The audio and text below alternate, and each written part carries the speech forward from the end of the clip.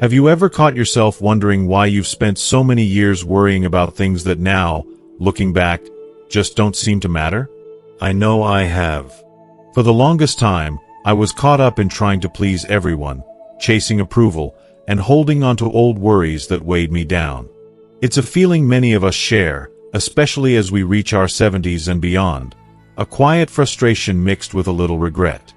I remember my good friend Linda, who at 78 still wakes up early for her walks and puzzles, but recently told me over coffee, "Why did I waste so much time trying to be liked by people who didn't even know themselves?" Her honesty hit me deeply. But here's the good news. It doesn't have to be this way. There's a gentle, simple shift that can free you from those burdens, one that doesn't require changing who you are or pretending to be someone else. It's about learning to let go of the things that no longer serve you and embracing a new kind of peace. And trust me, the freedom that comes with it is more beautiful than you might expect, like a secret whispered between friends. So, as you listen, ask yourself, what if you permitted yourself to stop worrying about those old burdens? What if now was the time to truly live for you? Because after all, you deserve a life filled with joy, calm, and freedom. If you are not subscribed, subscribe and activate the notification bell so you don't miss any videos. If you like the topic of this video, please comment 1.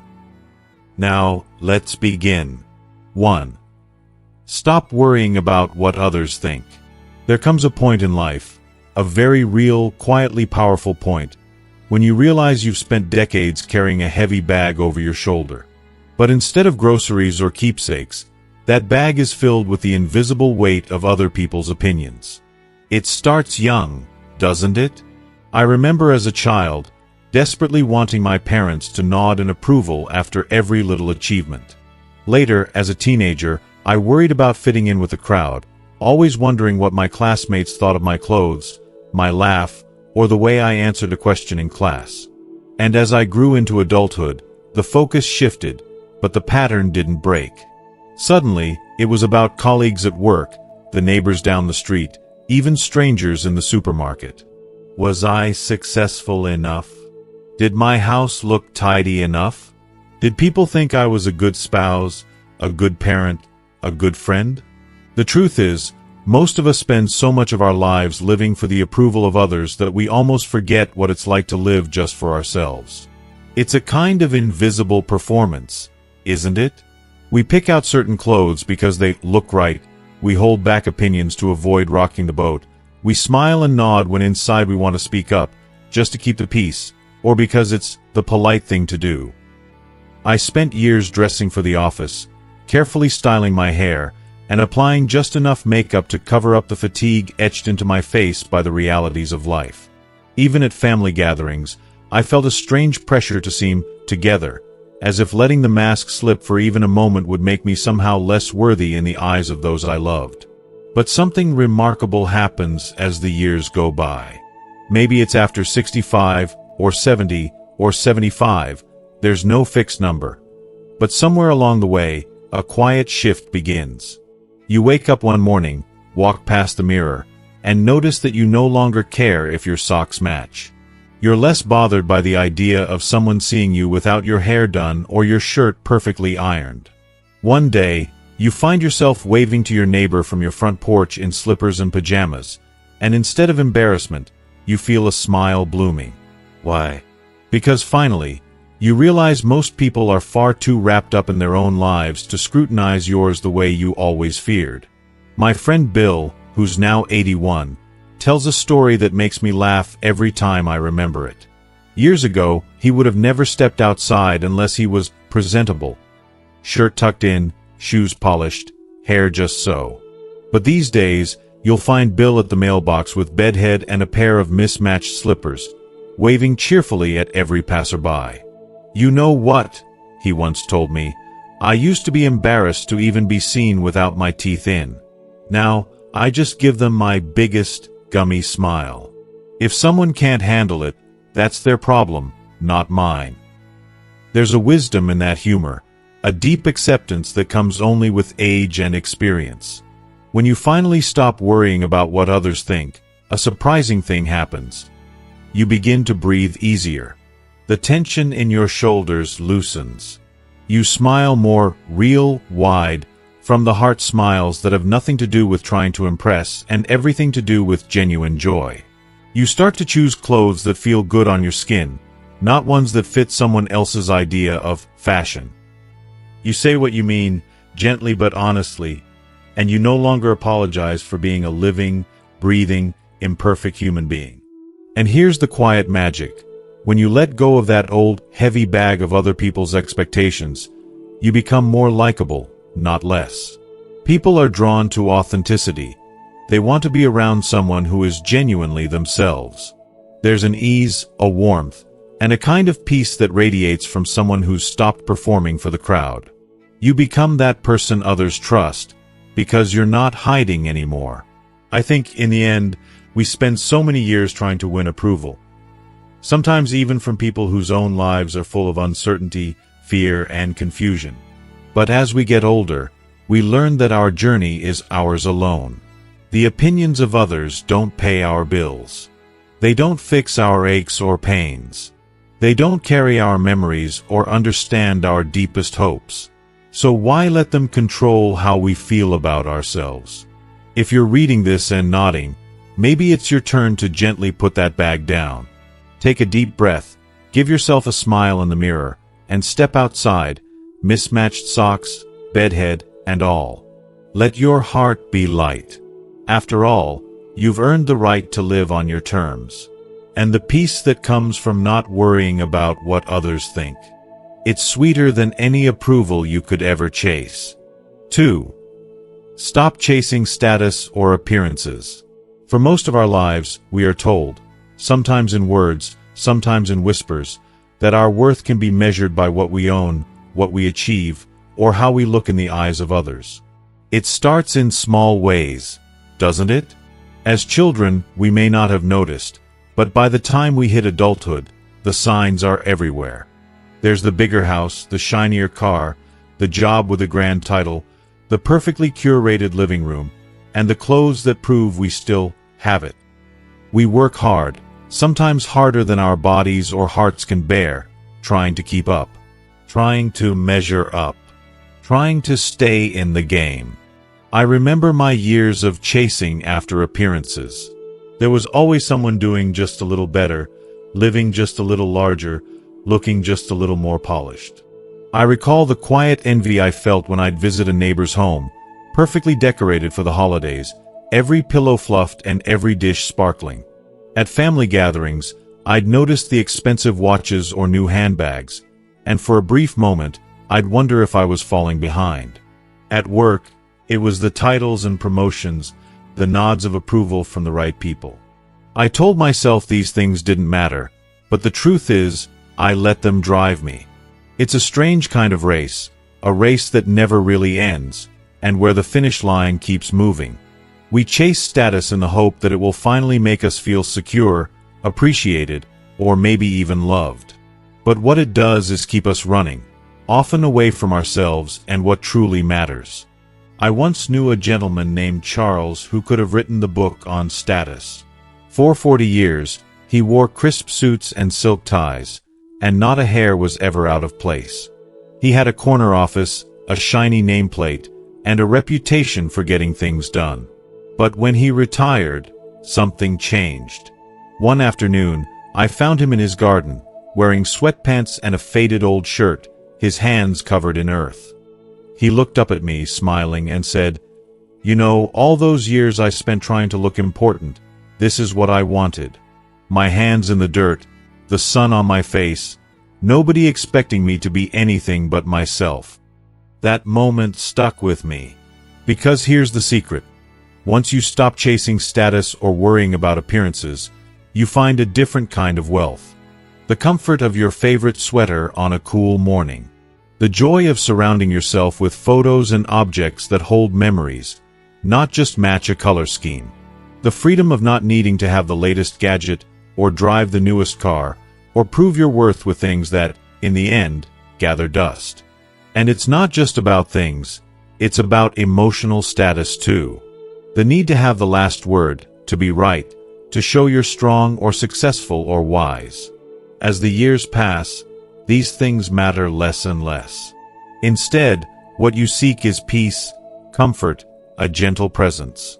You learn to let others win the argument if it means keeping your peace. You no longer measure your life by your achievements, but by your moments of laughter, the quiet afternoons spent with someone you love, the softness of your grandchild's hug. I think of Maria, who once ran an entire hotel staff with military precision. She laughs now at how she used to worry about looking important, keeping every hair in place, and never letting her guard down. These days, she sits barefoot in her backyard, her white hair in a simple knot, watching the birds with a cup of tea in hand. This, she told me, is the status I always wanted. The feeling of being right where I belong. So, what if we allowed ourselves to let go of all the old games, all the keeping up, all the striving? What if we let ourselves step out of the competition, not with regret but with relief? The world is full of people still running that race. But at this stage of life, you've earned the right to step off the track, take a deep breath, and finally, truly enjoy the view. It turns out, the best things in life aren't things. They're the warm blanket on your knees, the soft light at sunrise, the sound of a familiar voice, the peace of a quiet heart. When you stop chasing status or appearances, you open your life to so much more. Connection, ease, joy, and the kind of confidence that comes from simply being yourself.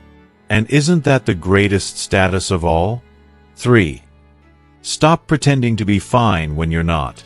It's a habit many of us learned early and perfected over a lifetime. The art of pretending to be fine, even when we're not. We grew up in a world that admired stoicism, that valued being strong above almost anything else.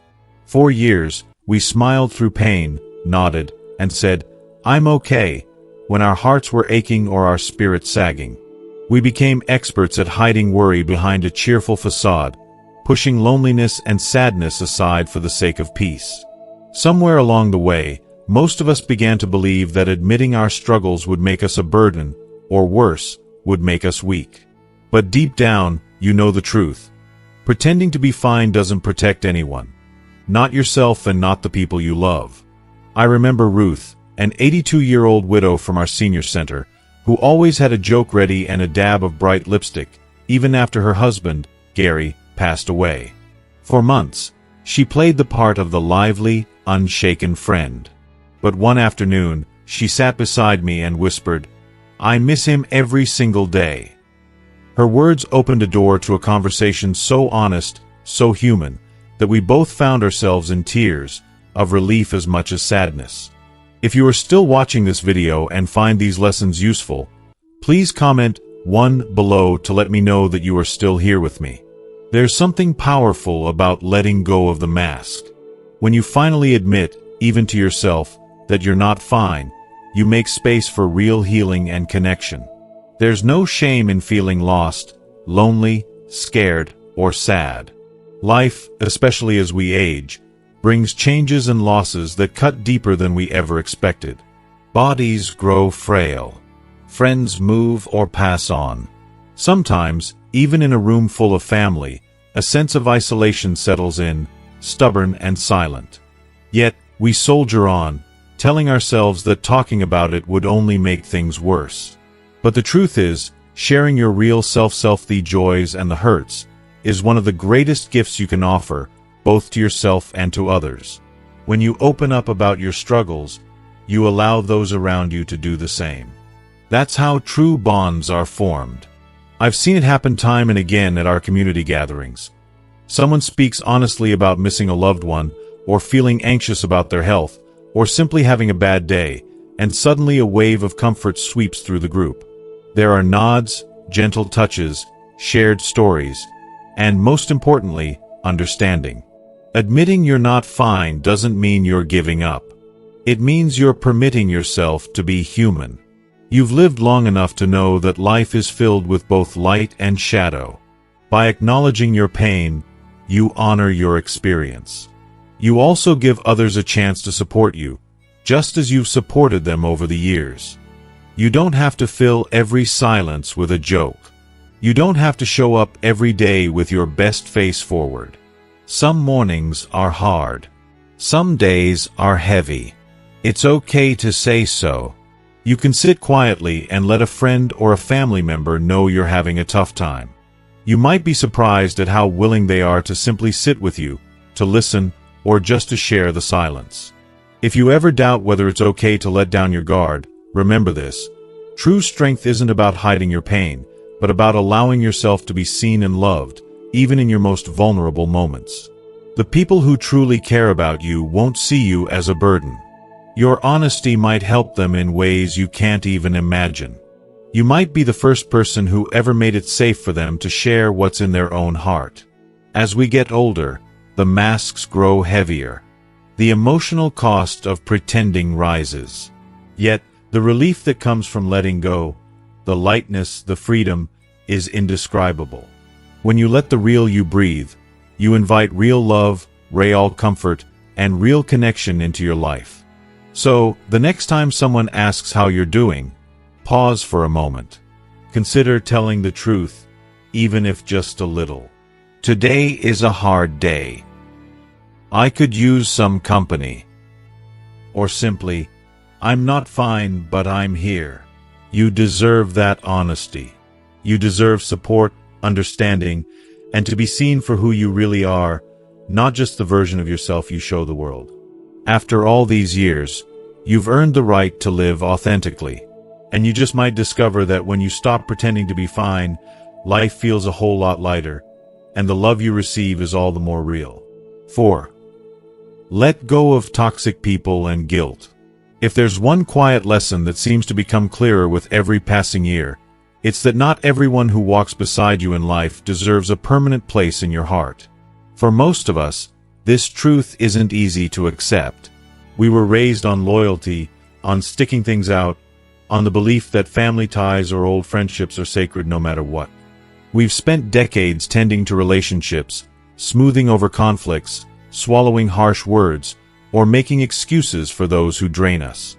At the same time, we carry around our bundles of regret, moments we wish we could change, mistakes that haunt us, words we never said or maybe wish we hadn't. It's a heavy load. Sometimes, it gets so heavy we don't even realize how much it's slowing us down. Clarence, a neighbor who's 79 now, once shared something that stopped me in my tracks. You know, he said, I spent years feeling responsible for everyone else's happiness, even the people who made me feel small. I kept in touch with family out of guilt, even when every conversation left me feeling tired and empty. I always thought, if I just try harder, maybe things will change. But all it did was wear me out. His eyes were gentle but clear. 2 years ago, I finally stopped talking to my cousin. Not because of some big fight, but because I realized every interaction chipped away at my peace. And for the first time, I didn't feel ashamed. I felt free. That word, free, holds so much weight. The truth is, you don't earn any medals for tolerating hurtful people, or for carrying old guilt like a badge. There comes a time, often later in life, when you realize your peace matters more than your politeness. It's not cold to protect yourself from those who sap your strength or who pull you back into old patterns of pain. It's an act of courage. Sometimes, the toxic thing we need to release isn't even a person. It's the guilt we've collected like stones in our pockets. Maybe you replay mistakes from years ago, things you wish you'd done differently as a parent, a friend, a spouse. Maybe you regret the times you didn't speak up or the times you did and wished you hadn't. Guilt, when carried too long, becomes a burden that clouds even your brightest days. But guilt is not a debt you need to keep paying forever. I once knew Edna, a widow in her 80s who spent years apologizing for choices she made in her 20s and 30s. She'd say, if only I could go back. But one afternoon, sitting together as the sunlight streamed through her kitchen window, she paused and said, almost as if realizing it for the first time, I did the best I could with what I knew then. I may have regrets, but I don't want them to steal my peace anymore. There was a softness to her words, a letting go, not of responsibility, but of punishment. Letting go doesn't mean you erase the past, or that you pretend wounds didn't happen. It means you honor the lessons, set boundaries, and choose yourself, sometimes for the first time. It might mean seeing some people less, or not at all. It might mean saying no to old obligations or traditions that only bring pain. It might mean simply forgiving yourself, acknowledging you're human and that life is messy for everyone. What could your days look like if you permitted yourself to release the guilt, to distance yourself from those who hurt more than heal? Imagine the lightness, the possibility of filling that space with laughter, new memories, or even just quiet comfort. You deserve relationships that nourish you, not deplete you. You deserve to wake up without the ache of old guilt pressing down on your heart. You deserve, after all these years of giving and caring, to put yourself first, not out of selfishness, but out of wisdom. So, if you find yourself still holding tight to toxic people or the weight of regret, maybe now is the time to gently let go. It's not about anger. It's about boundaries. It's not about forgetting. It's about choosing how you want to spend the time you have left.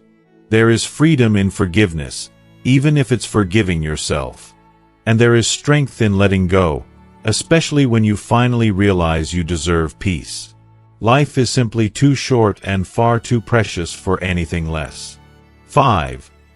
Start listening to your body's messages. There's a saying that goes, listen to your body. It's the only place you have to live. But how many of us truly learn to do that? For decades, we push through aches, brush off fatigue, and treat pain as just another thing to be managed or ignored. We pride ourselves on toughness, on getting up and moving forward, even when our bodies are quietly begging for attention. Yet, as the years go by, the whispers our bodies send grow a little louder, a little more insistent, and finally, impossible to ignore. I remember my mother-in-law, Joanne, who never missed a day's work in her life, no matter how she felt. She was the kind of woman who'd dismiss a headache with a laugh, a sore back with a wave of her hand. "I'll rest later," she'd say. Later rarely came. When she turned 85, though, something changed. She confessed to me over coffee, "When I ignore the tightness in my chest now, I'm gambling with more than just a bad day. I'm gambling with tomorrow." Her words, spoken so quietly, have never left me. Our bodies are marvelous storytellers. They remember every joy, every heartbreak, every mile walked, and every sleepless night. They know what we need long before our minds are willing to accept it. As we age, our bodies change. Sometimes in ways that frustrate us, sometimes in ways that frighten us. Maybe it's a new pain, a slower step, a loss of appetite, or the simple fact that sleep doesn't come as easily as it once did. For many of us, the first instinct is to shrug it off, chalk it up to just getting older, and keep going. But the truth is, listening to your body isn't a weakness. It's an act of wisdom, of self-respect, and of hope. It means noticing the signs, subtle or not, that something needs care. It's letting yourself rest when you're tired, eat when you're hungry, and move gently, not out of punishment but out of love for this vessel that's carried you through every season of life. There's a difference between living and merely surviving. Listening to your body can be the bridge between the two. When you notice the familiar ache in your knees, or your heart flutters just a little too long, it's not an inconvenience to be hushed, it's information. Your body isn't trying to make your life harder. It's trying to help you live better. Sometimes that means making an appointment, even if you'd rather not. Sometimes it means taking a nap, or choosing a salad instead of another cookie, or asking your doctor if that new medication is the right fit. My friend Henry, now 78, jokes that his body talks too much these days. But then he'll tell you that listening has saved him more than once. When he noticed his swelling ankles, he didn't chalk it up to too much salt. He went to his doctor, who caught a heart issue early. Now, he says, he thanks his body every day for sending that signal, and himself for finally paying attention. Too often, we worry about being a bother or making a fuss. We don't want to seem fragile or needy. But the people who love you want you to be well. Your health is not a burden. Speaking up about your aches, your fatigue, or anything that feels different is not complaining. It's caring for yourself, and, in a way, for them too. After all, you are someone's parent, grandparent, friend, or partner. Your well-being matters more than you might think. So, the next time your body whispers, don't wait for it to shout. Take that message seriously. Stretch when you feel stiff, rest when you're weary, drink water, eat nourishing meals, and move in ways that feel good. If something feels off, don't let fear or pride silence you. Reach out for help. You've earned the right to feel as good as you possibly can. In these later years, life is not just about enduring. It's about embracing each day with comfort and care. Your body is your oldest friend. It's been with you from the very start. Listen closely. It just might be telling you how to live your best days yet. 6. Learn to say no and protect your energy. There's a certain pride in being the person everyone can count on. Most of us, especially those raised in a time when community meant lending a hand without hesitation, have lived our lives saying yes. Yes to family. Yes to neighbors. Yes to friends who needed a ride, a meal, a listening ear, or a favor at the last minute. There's real honor in being dependable. But as the years pass and our energy changes, there comes a time when always saying yes can leave us feeling worn thin, like a favorite old blanket, cherished but threadbare. Maybe you know what I mean. Maybe you've found yourself hosting Thanksgiving dinner long after your body stopped enjoying the hustle, or babysitting grandchildren when you needed a quiet afternoon for yourself. Perhaps you've listened to the same old complaints from a friend out of loyalty, when what you needed was a walk or a nap. Deep down, you want to help. You want to be present for those you love. But somewhere along the way, you realize that your time, your peace, and your energy are not infinite. They are precious, and they need protection. I remember Esther, a neighbor I met through our senior wellness group. She was the sort of woman who filled every room with warmth and laughter, and if there was a need in our community, you could bet she'd be the first to volunteer. She cooked, she organized, she gave rides to doctor's appointments, always with a smile. But behind closed doors, she was exhausted. One spring, after a minor health scare, her doctor looked her in the eye and said, "You've got to slow down, Esther. If you don't, your body will force you." That truth hit her hard. "I kept saying yes because I didn't want to feel forgotten," she confided. "But in the end, I was forgetting myself." If you are still watching this video and find these lessons useful, please comment 2 below to let me know that you are still here with me. It's easy to fall into the trap of believing that our worth is measured by our usefulness. We fear disappointing others, or worse, losing our sense of belonging if we stop being the go-to person. But saying yes when our hearts or bodies are begging us to say no does not serve anyone in the end. What we need is balance. We need to recognize that protecting our energy is not selfish, it's self-preservation. Learning to say no can feel strange at first, especially when you're so used to accommodating everyone else's needs. But with each gentle no, you create a little more space for rest, joy, and activities that genuinely fill you up. It doesn't have to be harsh or abrupt. Sometimes, it's as simple as saying, "I'd love to help, but I need to take care of myself today." Or, "Thank you for thinking of me, but I need some quiet time." The first time you say it, your heart might race. But then you realize, the world does not fall apart. Most people understand, and those who truly care about you will respect your boundaries. I once asked a group of seniors when was the last time they said no to something they didn't want to do. Joyce, a 77-year-old grandmother, smiled and said, "Just last week, my niece wanted me to watch her dog while she went on vacation. I adore my niece, but the thought of chasing a poodle around for days wore me out. So I told her, 'Not this time, sweetheart.' And you know what? She found someone else. And I had a peaceful week." With each no spoken in kindness, You reinforce that your needs matter. Your energy is sacred. You are allowed to spend your time as you wish. Whether that means enjoying a nap, a hobby, a visit with a friend who lifts your spirits, or just sitting quietly with your thoughts. It's your time, and you've earned the right to spend it well. So if you ever feel guilty for saying no, remember, you're not letting anyone down by honoring your limits. You're setting an example for those around you. You're teaching the people you love that it's okay to care for themselves, too. There's wisdom in choosing yourself, especially now. Let your days be filled with things that nourish you, and let your yes mean even more because it comes from a place of true generosity, not obligation. Your energy is a treasure. Protect it gently, and watch how much brighter life becomes. 7. Don't delay joy. Embrace happiness now. It's a curious thing how we so often put off joy. We tell ourselves, I'll be happy once this is done, or I'll enjoy life after I get through this next challenge. Maybe it's after retirement, or after the holidays, or once the grandkids move out, or when the house is finally in order. We hold our happiness at arm's length, waiting for the right moment, as if joy were a reward to be earned rather than a gift to be embraced.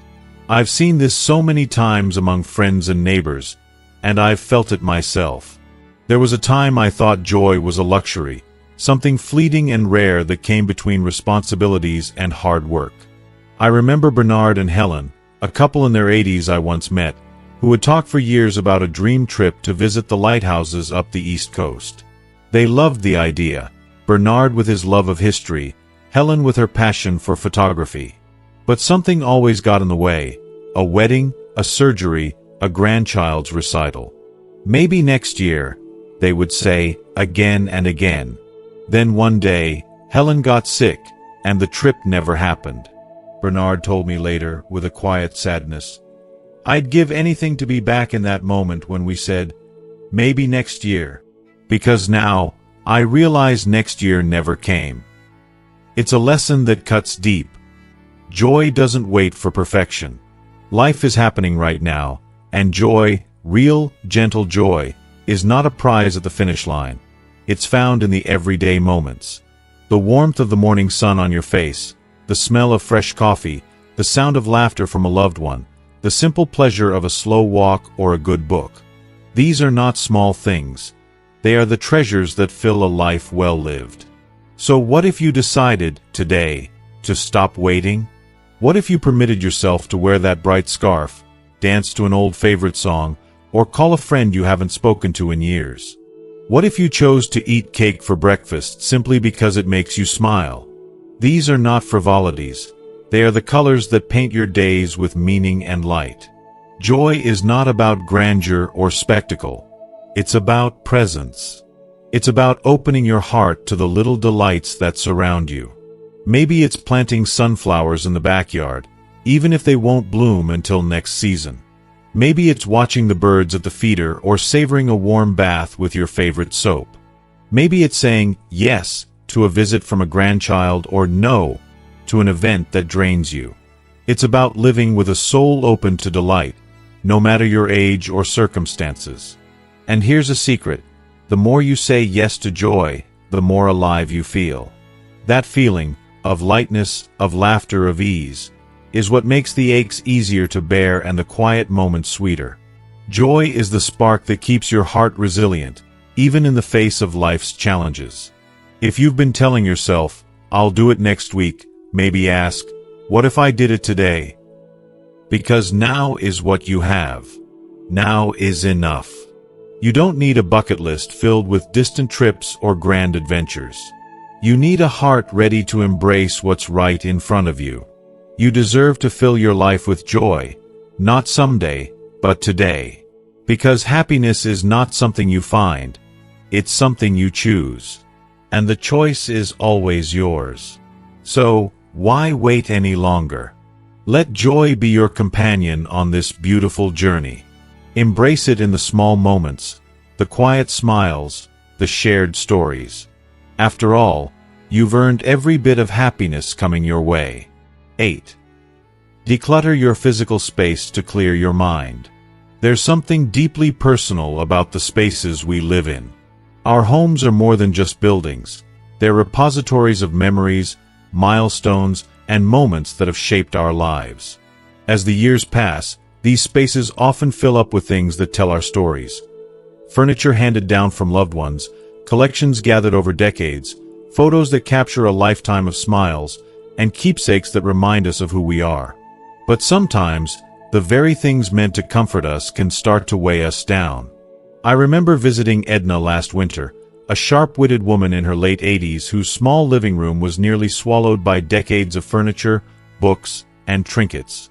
Chairs that no one sat in anymore, shelves crowded with items she hadn't touched in years, stacks of papers that seemed to multiply overnight. When I asked her gently, "Do these things still bring you joy?" she paused, then nodded slowly and said, "Only one does." The rocking chair by the window, where she spent many afternoons watching the world go by. That moment was powerful. It made me think about how often our physical clutter echoes the clutter in our minds. When our surroundings are crowded, noisy, and overwhelming, it's hard to find peace inside ourselves. The simple act of clearing space can feel like taking a deep breath after holding it for too long. Decluttering isn't about throwing away your life or forgetting the past. It's about honoring your journey by choosing what truly matters to you now. Not what mattered 30 years ago, not what your grown children might want to keep, but what brings you comfort, joy, and freedom today. For many seniors, paring down possessions is also about creating a safer, more manageable living environment. Fewer things to trip over, less dust to stir, and more room to move and breathe. The process can be emotional. Each item often carries a memory or a story. Saying goodbye to a treasured object might feel like saying goodbye to a part of yourself. But there's a gentle wisdom in knowing that memories live in your heart and mind, not just in things. And sometimes, sharing cherished belongings with others can spread that joy even further. When Edna, with the help of her niece, donated most of her extra furniture and belongings, something remarkable happened. Her home was transformed. It felt lighter, calmer, like a deep, peaceful breath. Walking into her living room was like stepping into a sanctuary where every chair, every book, every photo had its place and purpose. Clearing your physical space can also clear your mind. It helps you let go of old worries and distractions, creating room for new experiences, thoughts, and feelings. A tidy environment supports restful sleep, reduces stress, and invites more clarity and calm into daily life. You might begin small, a drawer, a closet, a single shelf. Or you might decide to tackle a whole room at a time. The key is to move at your own pace and be kind to yourself. Celebrate each step forward, no matter how small. Imagine waking up and looking around a room that holds only what brings you peace. Imagine how that might lift your spirits, ease your thoughts, and renew your energy. Imagine having space for the things you love doing, whether it's painting, reading, or simply sitting quietly with a cup of tea. Remember, decluttering is not about preparing for an end. It's about embracing the time you still have. It's about living in a space that supports rest, movement, and joy. It's about taking back control over your environment, one choice at a time. You deserve a home that reflects the calm and wisdom you've earned. And you deserve the freedom that comes from letting go, not out of sadness, but out of love for yourself and the life you continue to build every day. So, if your surroundings feel crowded or chaotic, consider this. Clearing your space can be the first step to clearing your heart. And in that space, you just might find room for peace. 9. Speak up about what truly matters. If you are still watching this video and find these lessons useful, please comment 3 below to let me know that you are still here with me. There's a quiet power in words spoken from the heart, especially the ones we've held inside for too long. Many of us grew up believing that silence was strength, that to keep the peace we should swallow our feelings, avoid conflict, and smile politely even when our hearts ached. For years, we carried unspoken words like heavy stones, afraid that speaking up would cause drama, hurt others, or make us seem vulnerable. But as time passes and the seasons of life change, many come to realize that silence, while sometimes golden, can also be a weight that keeps us from living fully. I think of Harold, an 80-year-old gentleman I met at a family barbecue. For most of his life, Harold was what people called a quiet man. He rarely raised his voice, and when asked how he felt, he often said, "I'm fine," even when he wasn't. But that afternoon, something shifted. Out of the blue, he turned to his daughter and said, "I'm proud of you. I know I never said it much, but I see how hard you work, and I just wanted you to hear it from me before I go." His daughter cried. He cried. And in that moment, a new kind of relationship blossomed, one built on honesty, love, and connection. Speaking up about what truly matters isn't about being loud or confrontational. It's about being honest with yourself and those you care about. It might mean telling someone you love them, forgiving a long-held hurt, or sharing your story so the next generation understands who you are. These conversations don't have to be dramatic or perfect. Sometimes, the simplest words hold the most power. Many of us hesitate because we worry about rocking the boat, or because we think it's too late. But the truth is, your voice deserves to be heard. Your feelings matter. You've lived long enough, seen enough, and grown wise enough not to let the most important words remain locked inside. When you speak your truth with love and courage, you create space for healing, for yourself and those around you. You permit others to be real, too. The silence that once protected you can transform into a bridge of understanding and peace. Maybe it's time to forgive someone who hurt you, not because they deserve it, but because you deserve peace. Maybe it's time to say, "I'm sorry," or "thank you," or "I'm proud of you." Maybe it's time to share a story, a hope, or even a fear. These are not signs of weakness. They are signs of strength, of a heart open and alive. The words you leave behind are part of your legacy. Not the house you lived in, the car you drove, or the titles you earned, but the feelings you shared, the peace you made, and the truths you dared to speak. So, don't wait. Find your voice. Speak up about what truly matters. Your heart, and those who love you, will be glad you did. As we come to the close of this journey together, I want you to take a deep breath and feel the weight lifting off your shoulders. You've spent years carrying so much worry, expectations, guilt, and silence.